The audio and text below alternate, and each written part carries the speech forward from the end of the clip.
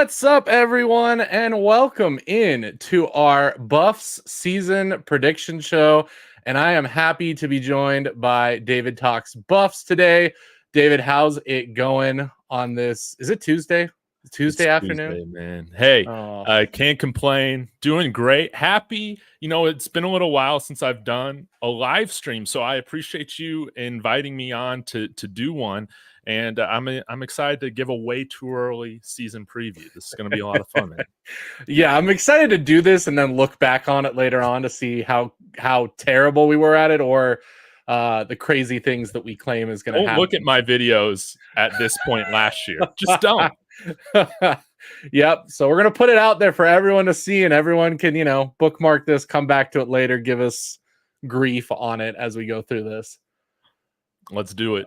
Okay, so I do have a graphic that we'll go through. I'll switch back and forth, but I just want to remind everybody who we're playing, when we're playing, where we're playing, and then I'm going to mark down. I'll be on the left side, you'll be on the right. We'll keep track of what we each think, and then at the end we'll see what our record looks like. I think it'll be close to being similar, minus a couple games. Yeah, I'm interested to see how we differ. Okay. I've given this a lot of thought today, so Yeah. my wins and losses might be a little bit different than what I talked about in like February. So it should be interesting. Okay, well, let's start with the first one, which is North Dakota State. So wanted to throw in a couple of notes here, and I actually am fairly familiar with North Dakota State, living in Montana. Yeah. They are part of the big FCS rivalry up here with Montana State, South Dakota, and Idaho. So all of these teams play frequently, so I see them a lot.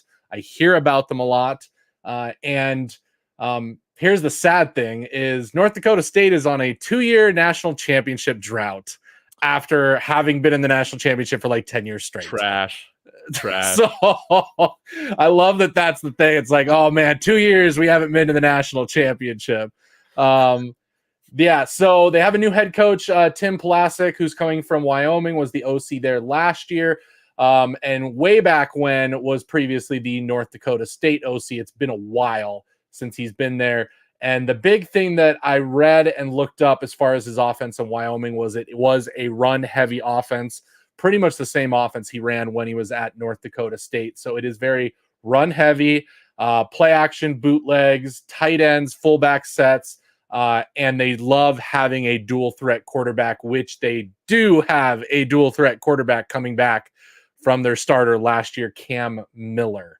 So David, what are your first initial thoughts from what you've looked up, what you're thinking, and how you're feeling on this game? So sometimes I see this on Twitter. Now, I haven't been on Twitter nearly as much in the last month, but I have seen this where people are like, why would Colorado ever think of scheduling a team like North Dakota State? And my first response is, well, have you seen us play Air Force? I would much rather play North Dakota State every single time than scheduling a school with the triple option like Air Force. It's impossible to prepare for. And if you remember those games, man, they always give us trouble. They've beaten us not only in Colorado Springs, but at our place. I think if I remember correctly, in the Mel Tucker year. But this isn't shade at North Dakota State, like when I say this, but if this is the year of expectation, man, we should not have a problem beating this team at home to open up the season. Again, I'm not trying to throw shade at this school, but if we have bowl game aspirations, if we have aspirations to compete for a Big 12 title and maybe pull off the miraculous of making a college football playoff, this is a team that we, like, no doubt should be beating by double digits at minimum. So, again, this isn't a shade on North Dakota State. They've had a great program running for quite a while. But I do think that we should be the bigger, faster, meaner team week 1 on that Thursday night. And if we aren't, might be a long season, Russ. And I'm really hoping this is not going to be a long season. Yeah, if we don't pull off the victory here, I think all of our predictions go out the window because I do think that they're a good test for what we're going to face in the Big 12. Those run heavy offenses. Obviously, if we get pushed around in this game, that's not a good sign because those offensive lines that we'll be facing against some of the other teams and the running backs we'll be facing will be a lot better than what North Dakota State has. But I also like I said just a little bit ago, I don't think we should definitely look past this game. I don't think we should easily say, oh, this is like the other teams in the country, the college teams that are scheduling their FCS opponents. No, we scheduled one of the best FCS opponents for our off game, which could be great. It could be bad. We'll see. A couple of things. So the big thing is, like I said, Cam Miller, he's a senior and has started for them for 3 seasons. Good leg, good arms. Has in the last 2 seasons combined for 28 rushing touchdowns and 32 passing touchdowns, and has a career 67% completion rate and only 15 picks in 4 years of play. He's pretty good. But other than that, their big loss, they lost their starting running back, who is actually with the Seahawks now. So he went to the NFL. Okay. So they're going to a new running back. So overall, a lot of the teams returning. I did read up some stuff. They were, I guess, the first meeting with the new head coach did not go very well, and they thought the players were going to hit the portal really bad because he was tough on them. I mean, I think Deion Sanders type tough of the whole, this is not going to be easy. You want to stick around. It's going to be extremely hard. But of course they didn't film that, so they're not in the news, and he's not getting in trouble for that. I remember looking, and I think maybe they only lost maybe like 5, 6, 7 guys in the transfer portal, but a lot of those guys leveled up, went up to, G5 or Power 4 schools. Okay. Well, let's get to the prediction part. David, just throw out a win or loss. You can throw out a score if you want. I'm going to keep track of just win or loss. We're just making it easy. Yeah. I'm not throwing out a score for this one. It's just going to be a win. I don't care how it gets done. It just needs to get done, and we need to do it in at least somewhat of a dominant fashion if we're going to compete in the Big 12, man. If we lose this game, man, we might as well all retire. We better win this game. Yeah, I think this is the case too. It's going to be bad even if it's close, because you're going to hear it from everybody that Colorado's not good enough. See, they barely beat an FCS team. So yeah, I think it needs to be a win. I think it needs to be by at least 20 points at minimum to make it look, similar to the Nebraska game last year, where if they get some trash time points at the end, I'd be fine with that, but definitely need to get it up and go quick. So that's going to be a good test to start. Well, let's move on to the biggie. Heading to Lincoln, Nebraska, week 2, the rematch of last year's blowout win, our only blowout win, by the way, of the year. Everybody needs to remember that. Nebraska is the only team we blew out, and that is the definition of blowout in the NFL. I remember I heard an NFL player who said, I think it's anything above 10 points, they consider technically a blowout. Okay. Anything like that. And we were definitely with that. Even, if you take away the trash touchdown at the very end when we were playing backups, they had 7 points, and those 7 points came from Jeff Sims' unbelievable long touchdown run, which of course, everybody blames him for losing. They also don't realize he's the only person that had a big time play in that game. Yeah. This is an interesting matchup because I think that I think early on in this season, we're going to get an idea of, how tough this team really is, how together they play. Again, we can't afford to, especially after the season that we had this past year, overlook any of our opponents. There are some that I'm expecting us to beat in a nice fashion, but our team, we saw what happened with Colorado State last year. What happens when we go in thinking that we're just going to handle a G5 team. This Nebraska team is not a team that we should overlook at all. They're the true definition of being a quarterback away last year. And I had Cameron Parker Broncos fan, runs mainly Broncos podcast, but a Nebraska fan on my show yesterday, and he was talking about how I don't know if he said, I don't know if Dylan Raiola is actually going to be the starter that early in the season, but if you guys do end up facing him week 2, I think it's definitely in your advantage that you're facing Dylan Raiola that early in the season compared to later on in the year. And I agree with him. This is going to be his first big time test going up against this Buffalo's defense. Hopefully Robert Livingston can throw some things at him that throw him off being a true freshman quarterback.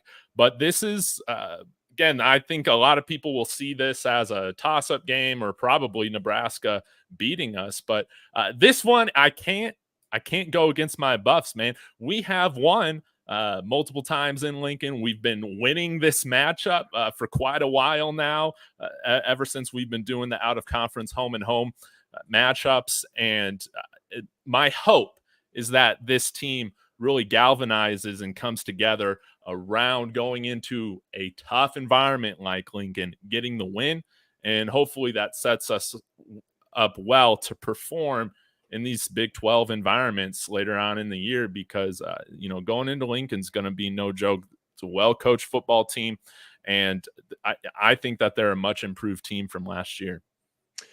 Yeah, no, for sure. They're definitely going to be improved. But then again, as we've talked about, we're going to be improved. So it's not going to be the same team that blew them out. I agree with you. I think it's great. I'm much better with playing Nebraska early than having it later in the season when Dylan Raiola could be more up to speed. Not saying that he doesn't have a chance to be up to speed at the beginning, but as a freshman quarterback, that's just a disadvantage. I also think playing in Lincoln, while it is very tough, there's going to be 100,000 fans. It's probably going to be the craziest environment that any of our players have played in thus far.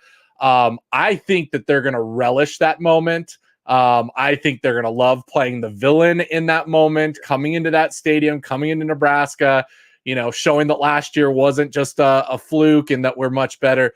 And like you said, David, the last time we went to Lincoln, the Buffs pulled out a victory. And if there's any Nebraska people watching right now, I think you might remember this particular play. Let's look at this. Yes. What happened? What happened at the end of the game? Money, man. That's how I'm expecting it to go this year again. I think it's going to be very close. But hey, we got somebody behind center that's built for those moments. Yeah. No, I think, again, our receiving core is absolutely ridiculous. I do think it's top 5 in the country. So I think we're definitely going to test it. If our offensive line can hold up and give Shador at least a little bit more time than he did last year, I think that we're going to be just fine in this game. So what's your prediction for Nebraska? Man, it's got to be a win. It's got to be a win. What? It's been going back to 2010, the last time they beat us. I ain't ever going to pick Nebraska, man. I mean, I'm just going to be honest. I ain't never going to pick them. So, yeah, I got to go with the Buffs here. Okay. Moving on, we got the next big rivalry, and of course, the rematch of the sunglasses game, as we can call it. We have the Jay Norvell, Deion Sanders, Coach Prime show going up to Fort Collins, which will be a home game for us Buffaloes, as we know, because we're going to pack Canvas Field. That spring game looked mighty good up there. I think I counted 10 fans in attendance up in Fort Collins. I just got it. Between Nebraska and Colorado State, we got to have our fun before we get into the real meat of this. So, David, what are your thoughts on this game? Man, this one's going to be a lot of fun. I can't remember if we have any home and home scheduled with Colorado State in the future right now, but I'm kind of hoping that after this game concludes that we kind of put this on the back burner for a little bit, especially. I mean, it's been a long time, man, since I've seen like a game, in my opinion, where I just felt like the opposing team was just told to go out there and just play dirty as hell. I mean, so many personal foul late hit calls throughout that game. I can't remember the last time I've seen something like that. And while I have enjoyed this rivalry, sometimes, man, I don't know if you need to play little brother every year or so. I know that we've had a little bit of a break until last year, but I think that this is one where we go in, and I think especially after last year, this is a game where we should approach it. My hope is much more focused, and we go in there and get a dominant victory in Fort Collins in front of a lot of Buffs fans. What say you? Yeah, I think the story with the first 3 games is I think there's a little bit of extra juice in those games. The first one obviously being the home opener, first game at home, you're going to have that little bit of extra oomph to it. Nebraska, the rivalry last year, the standing on the logo, all of that. Then to CSU and what happened with that game and how close it was and all of that stuff. So I think, and obviously Travis Hunter now with his revenge game, I know he doesn't talk to it about that, but that he wants to perform in this game and show that the reason why it was close was because he left that game in a smart way. And so I think it's going to be a massive win. Colorado State has lost a lot. They brought back their starting quarterback. They brought back Torrey Horton. They lost their tight end, Holker. They lost Kamara. They lost their other 2 top receivers behind Horton to the portal. Did they end up signing Dawson? I saw that he visited. Not yet. He visited. He hasn't decided yet. So we don't know officially if that would add even more juice to the fire, because that would be cool. That would be a lot more fun. But between that, there really hasn't been much. And I mean, so all the players that dominated that game, Holker, unbelievable against us. Muhammad, he was great. And if you want to say, he might have lost the game for them with his late hit that threw him out and allowed the Buffs to now have a chance to score without him breathing down our necks.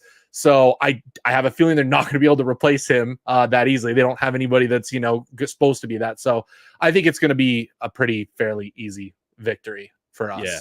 Yes. So we'll give it a win. Let's get into the good stuff, because now that we get into Big 12 play, this is probably where everybody's going to say that, Colorado needs to prove it in conference. We won 1 game in the Pac-12 last year. We need to actually win some conference games.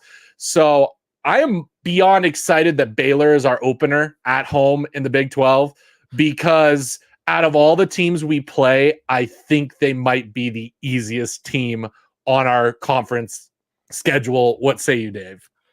Completely agree. I did a video maybe a few days ago where I was kind of comparing where CU was defensively with like all their PFF grades and stuff like that. And I thought that was pretty interesting on a lot of the categories and whatnot.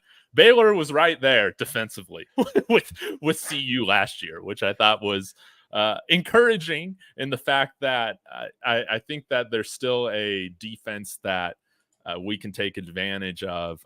I would much rather open up with Baylor to open up conference play than be going on the road facing Oregon. So this is something where I see it as a win, as a nice little warm welcome gesture, maybe from Brett Yormark in the Pac-12 commissioner's office on us being the first ones to jump. They're giving us a nice little matchup. I think one that we should win. But yes, I'll comment on this, Mike. Mike, we started out 3-0 in conference play this past year. And I, you can make your arguments for what our depth is at and all this stuff. But I do think that we're an improved team this year. I'll take TCU over North Dakota State. I'm still taking CU over Nebraska, and I'm still taking CU over CSU. I think it's pretty reasonable to start 3-0. So I think it is too. We'll agree to disagree there. Like when we get to conference play, that's when I think you can really debate, because there's going to be some toss-up games. Yeah, so Baylor comes into the season. They were 3-9 last year, have a completely new offense, a ton of new players, a new starting quarterback. And their quarterback comes from Toledo, where he did throw for 7,000 yards and 1,000 yards rushing in the last 5 years. So he is a 6th-year senior coming into Baylor. So we'll have to see if that was just, lower level football getting those stats, or if he can really make that next step for them. But I don't think this is an easy game. If it was in in Texas, I might say something a little bit different. I mean, not really. I don't think they're going to lose either way. But the fact it's in Boulder puts that even more. Yeah. So I've got Baylor as a for sure victory. Let's move on to week 5. And this is the one I think we might differ. We might not. I don't know. This is where I think the schedule gets hard. Going to UCF.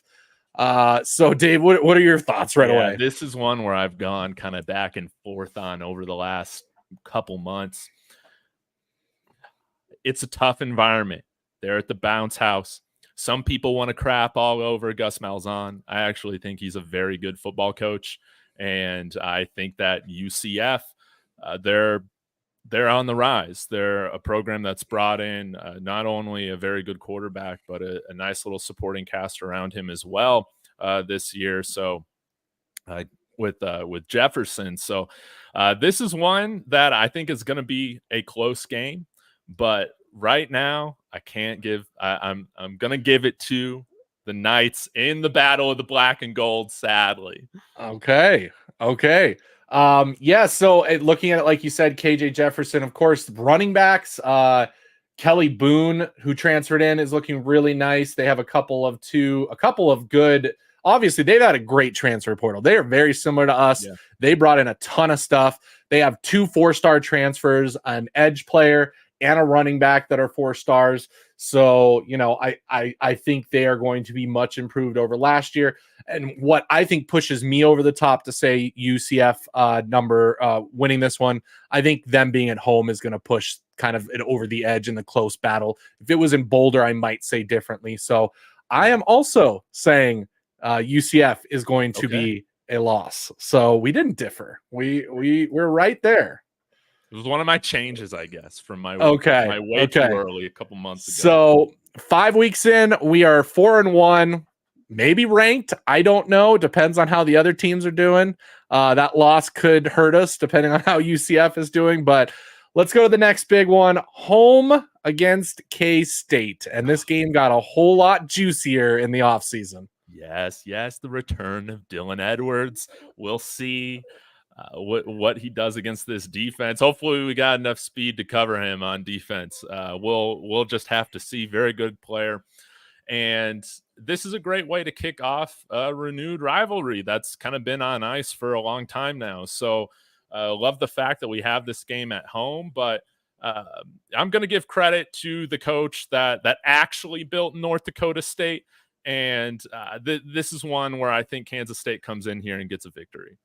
Okay. Yeah. Kansas State coming in, getting the victory and breaking that up. Okay.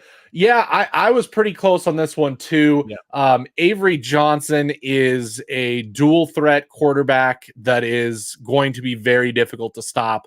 That team, you're going to have to say pass the ball. And we're going to have to rely on our cornerbacks to just straight up man mark, because we are going to have to bring the pressure on the running game and the quarterback. And so our depth at cornerback is lacking a little. You got to hope there's no injuries by the time we hit Kansas State, or we're going to be in more trouble.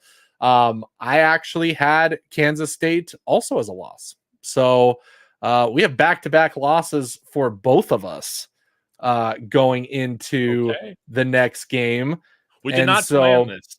No, we did not. We did not chat. We did not talk about this. We just came in here completely blind. So we are now 4-2. We've gone 2 straight losses. We are now playing Arizona. It is the rematch of last year's matchup that saw us barely lose to Arizona in what I really felt like was not a good game for Colorado. Like, we were that close and we didn't play very well. We all know that, the receiver for Arizona, McMillan and Fafita, they both had amazing games. And so, they're obviously returning. But I think for me, kind of the issue is Arizona's in turmoil after last year. Yeah. You have the new coach coming in. You have a lot of players still leaving. The 2 big ones stayed. But overall, I think that with how close it was and how poorly we played and how much we've upgraded, I'm calling this a revenge game for Colorado, and they're getting the victory at Arizona. Man, this is so funny. We stay on the same page with this. I think, yeah, I'm not necessarily sold on Brett Brennan as being the right coach for Arizona. I think that Jed Fish is a very good football coach. Yep. And I think Washington did a great job with being able to hire him away to coach the Huskies. I think that while Fafita is returning, he has lost some of his weapons. The tight end, Jacob Cowing, a few of the other guys are gone now. And I think most importantly, unless this has changed, they lost their running back, Jonah Coleman, and he was the MVP of that game, in my opinion, against Colorado this time last year. So I think that this is going to be another test of our defense. Have we improved in being able to stop the run? I still feel like they're going to be a team that wants to establish the run, to allow Fafita to roll out, operate off of play action. That's where we saw him, in my opinion, at his best. But this is one where I feel like we should be improved enough to get a victory. And I think that, again, when you see programs go through head coaching changes, a lot of turnover with main contributors from the previous year, sometimes it isn't always so linear to always have a continued improvement. But this is one I think we get done. Yeah, agreed. Next game, Cincinnati, probably next to Baylor, is probably our other easiest game in the schedule. That's a pretty easy one. Cincinnati's a rebuilding program. They have not even decided who their starting quarterback is. They have two quarterbacks. They have returning one, Brady Lynchenberg, and newcomer Brendan Sorsby, who was the starter at Indiana last year, played pretty well. They don't really know who they're going to go with just yet, it looks like. But my guess is Sorsby ends up winning the job just because of what he did last year. But even then, overall, the team struggled last year, going 3-9 and their season last year. So I'm going to call it, and especially because we're in Boulder, it's a for sure win. And I think this could be a much more lopsided win for Colorado. Yeah, not much left to say other than, hey, I'm glad we got Baylor and Cincinnati at home. Yeah, I think we get these wins. Okay, let's move on quickly then to Texas Tech. Now we're getting to the real meat of the schedule, I feel like, where things are going to get a little tough, but this is also now we're competing for who's going to the Big 12 championship. So we've got Texas Tech at Texas Tech. Not an easy one. We're going to Texas. However, we're going to Texas in November, David. We're going to Texas in November. We're not going in August. It's not the August TCU heat. No. It's the November heat, which I think the players are going to love, coming from Colorado in November. So what are your thoughts on the Texas Tech game? Oh, man. Again, this is one that I know that Texas Tech, going into last season, they were kind of the dark horse favorite or like surprise team that a lot of people were picking to compete in the Big 12, and kind of had they didn't live up to expectation this past year. But I think this could be the year where they kind of go towards meeting more of those expectations to be a player in the Big 12. This is one that, I've gone more back and forth on, but I think that regardless of the temperature of this game, it's hard to go to Lubbock and play, man. Those fans are rowdy, gonna get tortillas thrown at them, and this is one where I got us taking a tough loss here. Okay, this is where I think we'll differ just a little bit, and here's my reasoning. I went a little deeper into this. So their quarterback, Baron Morton, who looks like he'll be the starter, he started in spot duty last year. And on top of that, in his career, he's had an issue with staying healthy. All of last year, while he did play, he was battling injuries. With this game being at the end of the season, my guess is if that continues in that trend, he's not going to be healthy for this game.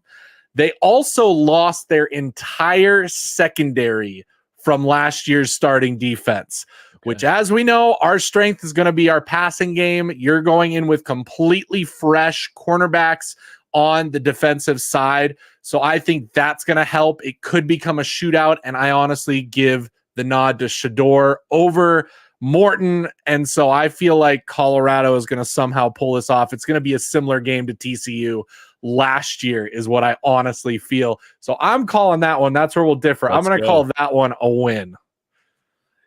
Okay. Up next, Utah. This is a tough one. Yes. Yeah, we might differ on this one too. Okay. Yeah.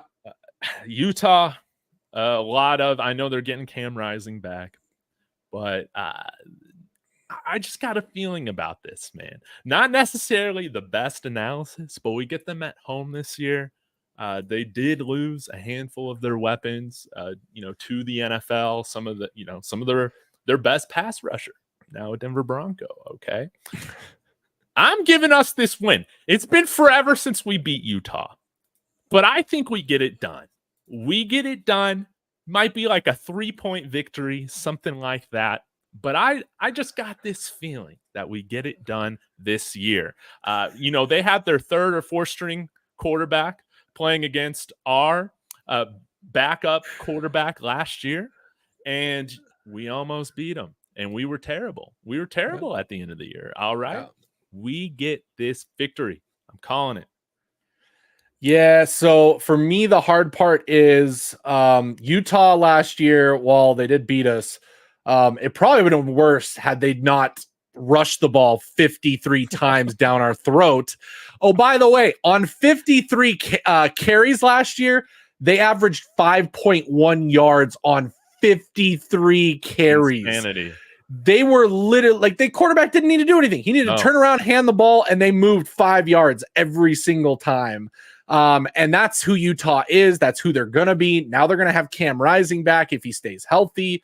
I'm going to flip. I'm going to say that Utah comes in and beats us in Boulder. So we are same record. So we flipped Texas Tech. Yes. So we're both at, let's see, 1, 2, 3, 4, 5, 6, 7, 7-3 right now going into Kansas. 7-3 going into Kansas. And this one's an interesting one at Kansas, but it's not at Kansas because Kansas doesn't have a stadium this season. Instead, it'll be at Arrowhead, which is quite a drive for Lawrence. So I assume they're not going to really have a home field advantage in Kansas City, if I'm being honest. So we're heading to Kansas. We're playing Kansas. And of course, Kobe, Jones and his whole, I'm going to join Colorado all off season just to get some clicks and likes and followers and just to backpedal all that. So I feel like there might be something there, but what are your thoughts on the Kansas game? Well, I think having Arrowhead Stadium as your consolation prize for the season's pretty sick. And just as I'm making these predictions on giving teams giving the Buffaloes the benefit of the doubt when it comes to mainly staying healthy throughout these, I'm gonna give the Kansas Jayhawks that same luxury as well when it comes to Jalen Daniels, somebody who's kind of struggled staying on the field, but I think he's another very good quarterback, one of the best quarterbacks in the conference. And because of that, I'm also going to give the Jayhawks fans the benefit of the doubt being able to fill out that Arrowhead Stadium. So I think that this is one that I got us getting a loss on the road in Arrowhead. Okay, loss on the road in Kansas. The thing that I really liked about this game is it's going to be a key is between the two quarterbacks. Jalen Daniels for Kansas, Shador for Colorado. Can he prove? I mean, he should be in the Heisman talk by this point if he has the season we all want him to be. So he's really going to be, driven to get those points. Kansas lost its offensive coordinator this past offseason and is kind of going with a new system. Just because of where we're at in the season, the game, I think at Arrowhead will be cool, but I don't think it's going to be packed out like it would in a college stadium because that's a lot of seats to fill. Mm-hmm. And we know how that is because look at the CU CSU game when it was at Mile High. Like, it was fun. It was a cool experience. You can't pack that and get the same noise that either the Broncos do or you do at a college stadium. Yeah. So I don't think the home field advantage will be there for Kansas. So I'm calling this one a win on the road for Colorado. Let's go, man. Okay. Last one, Oklahoma State, which, by the way, I just bought tickets to go see. Let's go. Oklahoma That's State awesome, man. CU Thanksgiving weekend, Black Friday. I mean, that was perfect timing. I think that's on my birthday. So Is it? Well, yeah. hey, you got to get yourself a birthday present, Yeah, Dave. right? Get yourself tickets to the Oklahoma State game. So yeah, Oklahoma State, this is going to be a big one because everything I've read surprisingly has Oklahoma State finishing in the middle of the pack. Vegas lines have them as the 8th best chance to win the conference, which I was a little surprised by. I thought they would be one of the higher ones for it. So we're going to be playing Oklahoma State at home late in the season. Obviously, they are a complete opposite to who we are. They are a run first with the best running back in the country. But here's the big thing I want to talk about with that, because it's already happening in the chat. Everybody's like, oh, the running back's going to go crazy.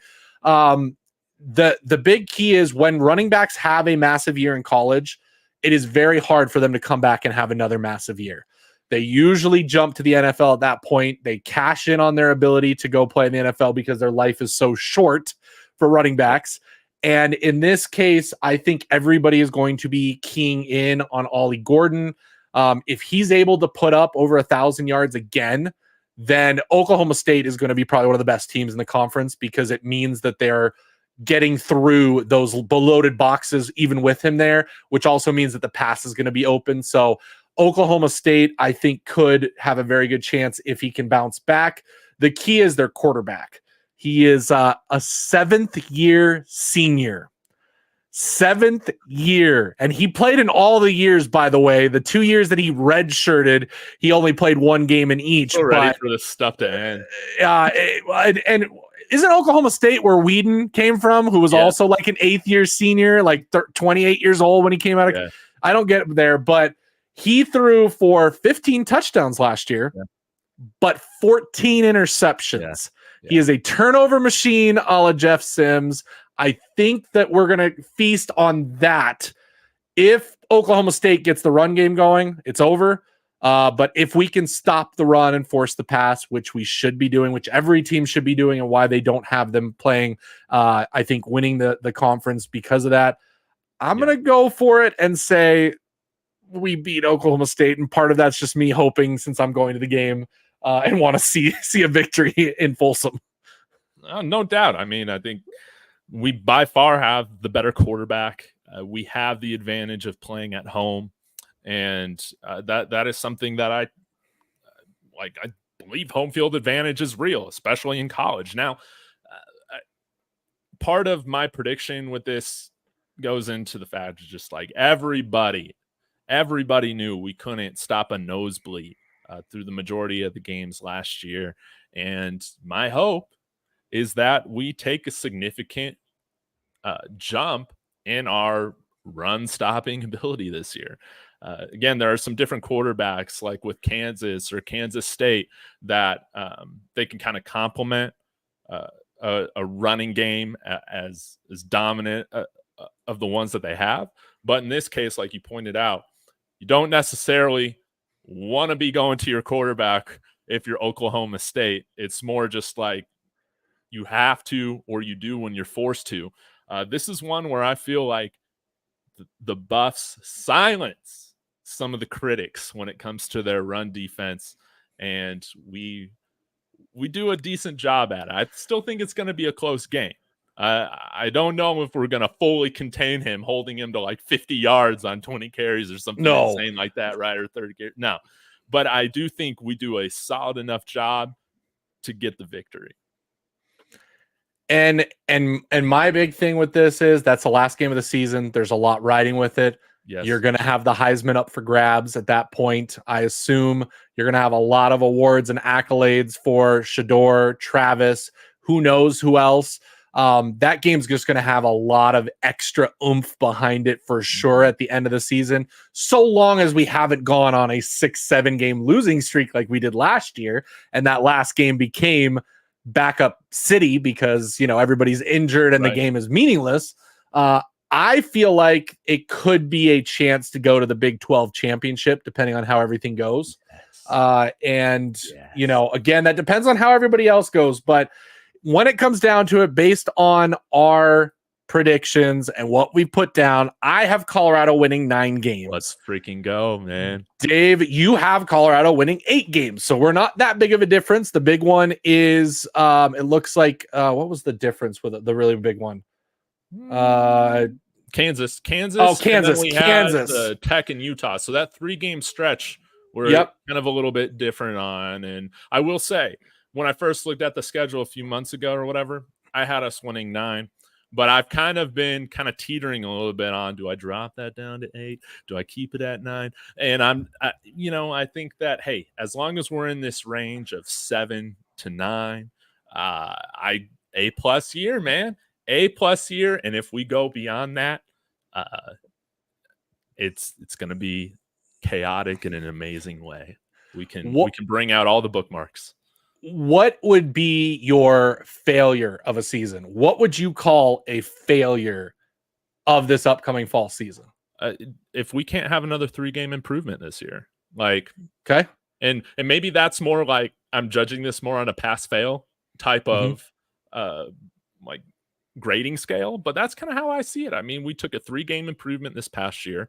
Our friend Bird from Bird's Eye View, he pointed out on one of his videos the other day, we have, I think, 71% of our production returning this year, which is fantastic. I think that has us as like top 20 or top 10 in the country in terms of returning production, even though we've still had a handful of turnover with this transfer portal offseason again. But I think that there are some things going in our favor towards at least making that 3-game improvement again this year. And if things click and if we truly don't have any significantly like below average position groups and we're either a wash or a net positive at every group, I don't see why we can't win more games.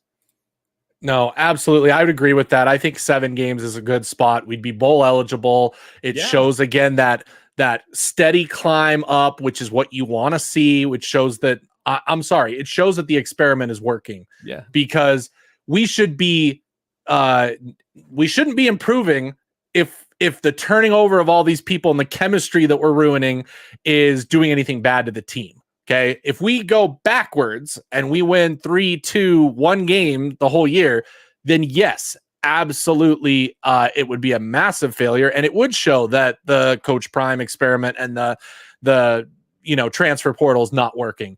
So who knows what happened then.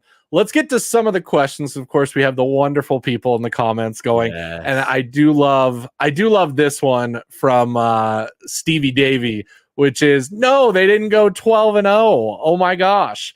We're realistic over. We've talked about that when we've been on the show together. Like, there's no way in our minds we think that they're going to go 12-0 just like that. Like, if that happens, that would be absolutely the craziest season probably in college football history.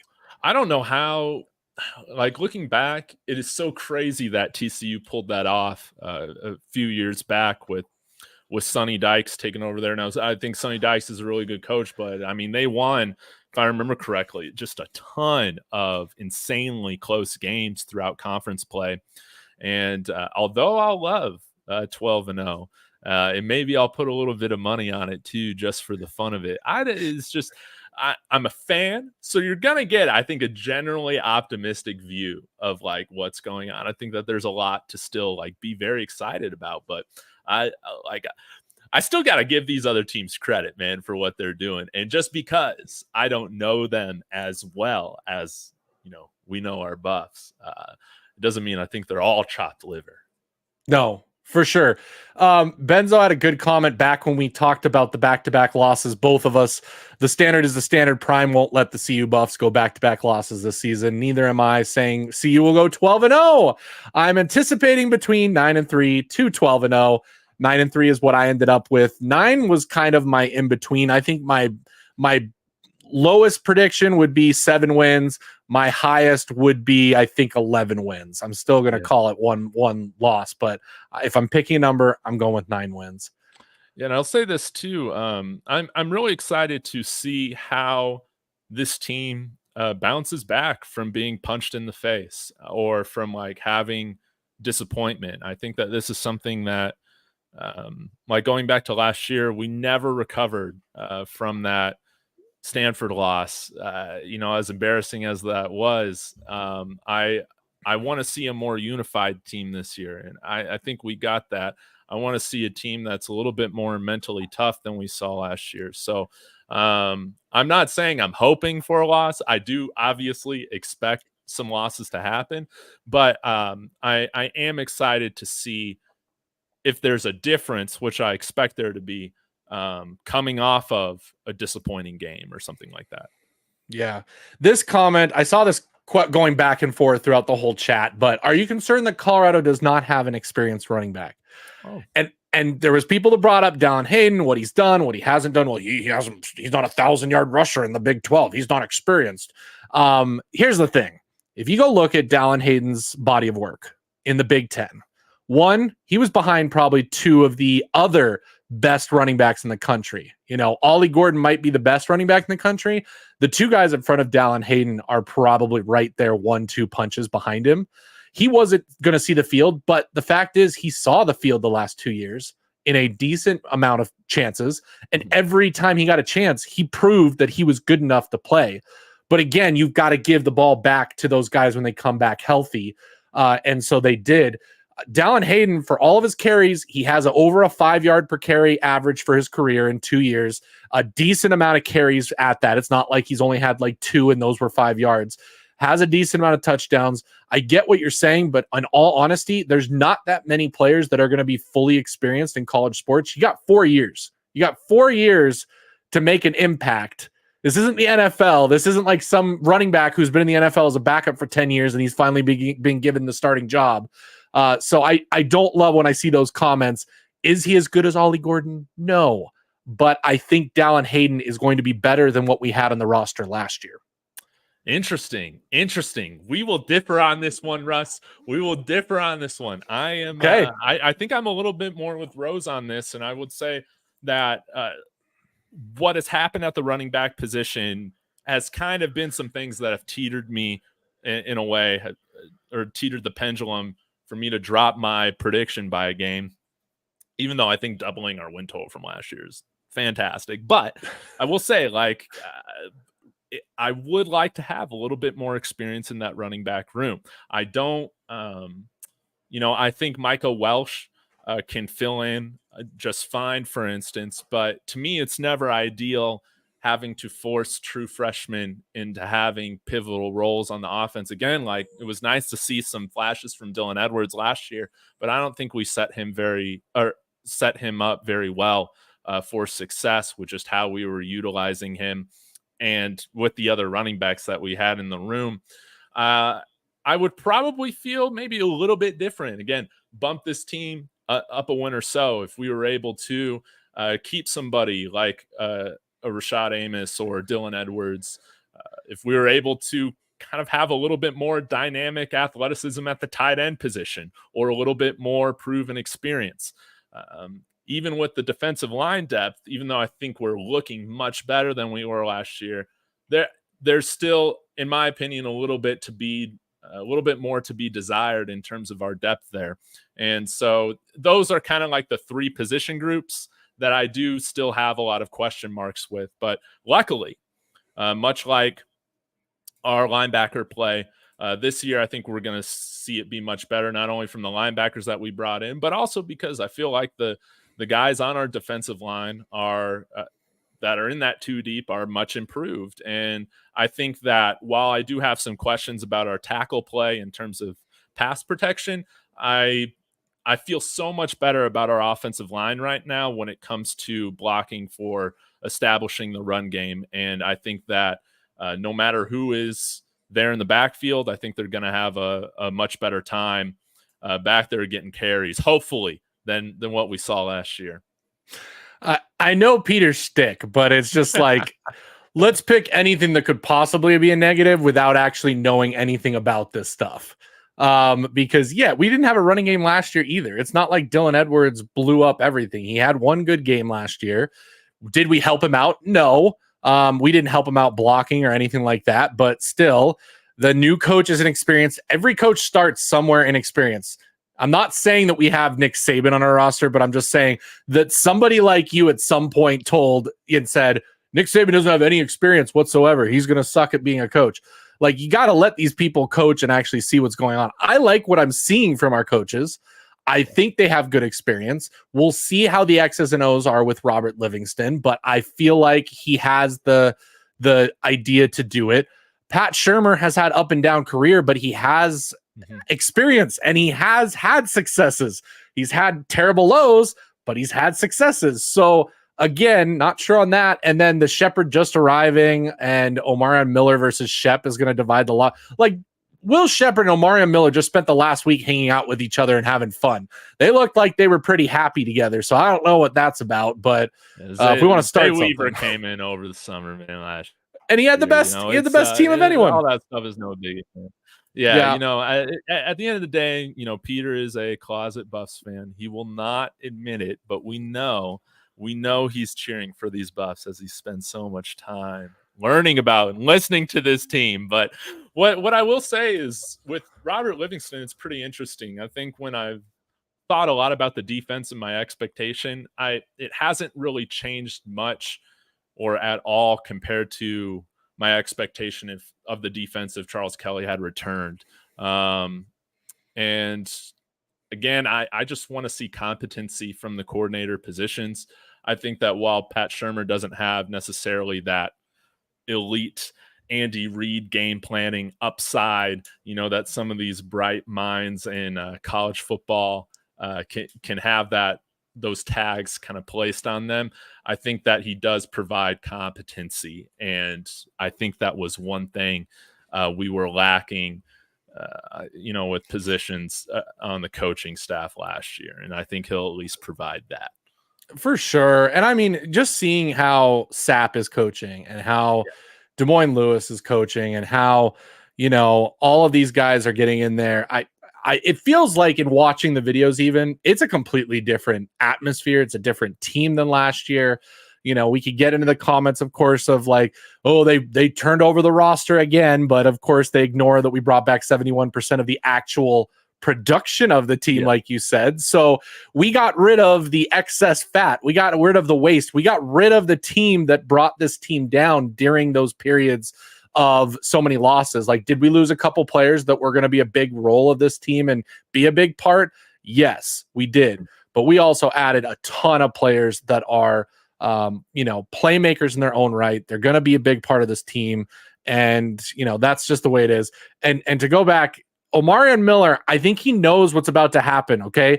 He's going to be a rotational receiver this year, but next year the team is his. Like, literally all of the starters will be gone next year from the receiver room, and it is his team.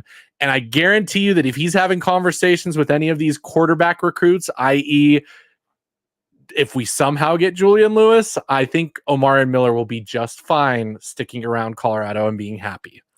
And I think it's kind of funny because I think he will exceed some expectations, in my opinion, because I mean, Pat Shurmur has gone out to say, like regardless of how you feel about it, he has said that we're going to run a lot of 10 personnel. And I think that probably our base offense is going to be that 4 wide, 1 running back there. I think that's kind of what you're going to see. So it wouldn't shock me if we see maybe Jimmy taking a little bit more rotational snaps than he saw last year. I would much rather have a bigger body on the field. That's just me, though. I agree with you. I think that's going to happen. From a run blocking perspective, too. Here's the biggest comment. You say Omarion Miller is going to be pissed, but he had a chance to jump in the portal. I think a lot of us thought he was. I mean, I did. At the end of the season, I was like, Omarion Miller's probably the first one out. I thought Omarion Miller and Staub are going to be the 2 guys to leave the team and have a reason to. Yeah. They didn't. No, they're staying. Okay, well, I think that's it. They can continue fighting in the comments. Oh, man, of course, this is going to bring up a bunch of fighting. But I know we didn't have this on the agenda, Russ, but I got a question for you. You know, I know that there's a lot of talk about the Heisman. Of course, if CU has a good year, I think you could definitely see Travis or Shador in consideration there. Is there maybe any dark horse names that you feel like could be up for certain awards, or maybe like all conference honors? Yeah. This year? So I think one of our edge players is going to be in the talks. I think we're going to have a good year from at least one of those guys, whether it's Okunlola, whether it's Hayes, whether, I know everybody's comments on BJ Green, but, maybe he turns it up for Coach Prime. And let's go. I think that edge room is sick. Honestly, it is deep. It is sick. I think that could be a dark horse for some kind of award. I'm not saying anything crazy. Whether it's all conference or all American or whatever, I think one of the edge people can do that. I think that Travis and Shador will be in talks for the Heisman. I think the only reason we say that Travis is if he has the season we think he can have on both sides of the ball. Yeah. That's the reason he's going to be. It's a quarterback award. We know that, but I don't think anybody has seen the type of play that we're going to see, at least not in like 20, 30 years from Travis. So I think the edge room definitely. Do you have any specific players that you're looking at to be a dark horse? Well, I don't know. I've been thinking a little bit more about Nikhai Hill-Green. Okay. I think while maybe he doesn't win like one of these best linebacker in the country awards or something like that, I think if we're going to have a much improved defense, this year, I think that a lot of that is going to be credit to him. Being a larger guy, I think he's like 6'2", 230 plus pounds, can cover and support and run. If you haven't listened to his interview with Brian Howell, I think it was posted today or yesterday. It was really awesome. But I think that you can tell he's not only gifted very athletically, but he's a very bright-minded player, very smart, and you have to be in order to get on the field and play at Michigan, which is what he did. So I think if our defense sees big improvement, especially against the run, some of that's going to be credit to him. And I would love to see some of our players on defense, even if we don't have one of the best defenses in the Big 12, seeing some stellar performances that get all conference recognition, I think would be fantastic.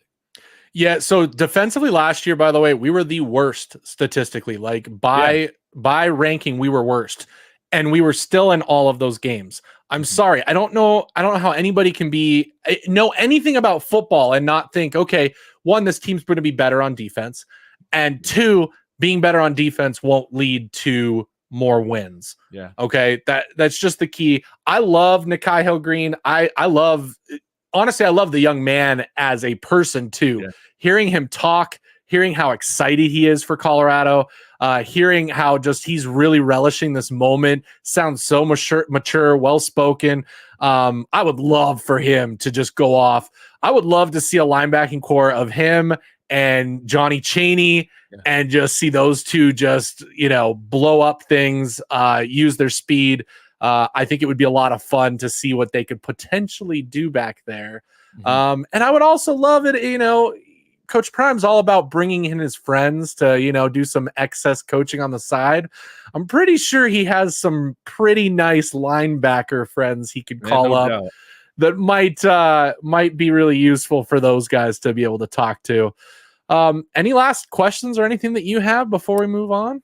Man, I'm just ready for the football season to get here, man. I'm so excited. I've been trying to figure out, man, like, am I gonna buy this PlayStation right now so I can play college football 25?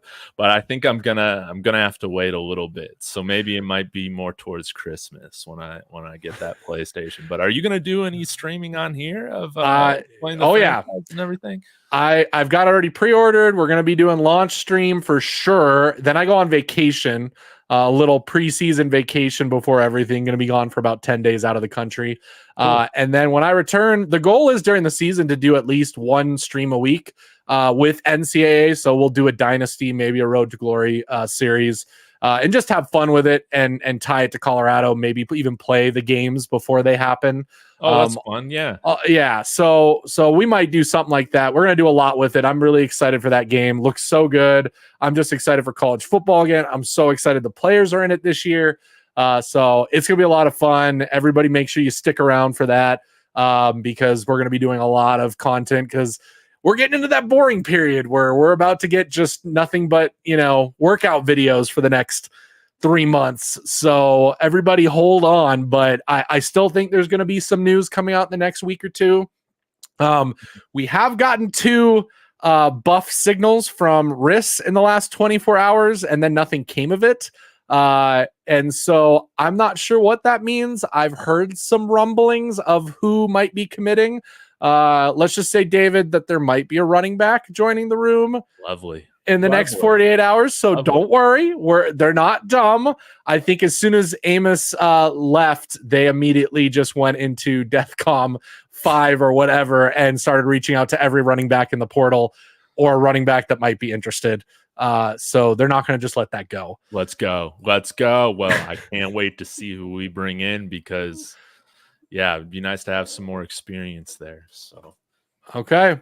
Well, thank you guys so much for watching again. Make sure you are subscribed to both David and my channel, Buffs News Weekly, and of course, yes, David Talks Buffs. Like this video. Keep commenting. We'll interact with the commenters after this live. I always jump in there and keep commenting. Appreciate you guys. We have 173 people watching, so it's been a fun, awesome stream. David, you have anything else you want to plug or talk about? You have anything coming up? Nah, I mean, I'll be back again at some point, probably tomorrow. And hey, if you like Broncos, feel free to subscribe to David Talks Broncos. So we're on our way to 1,000 subscribers there. So appreciate you having me on, Russ. Yep. Thank you so much. Thank you guys all so much in the comments, and we will talk to you later. Go Buffs. Go Buffs. Thanks again, Russ.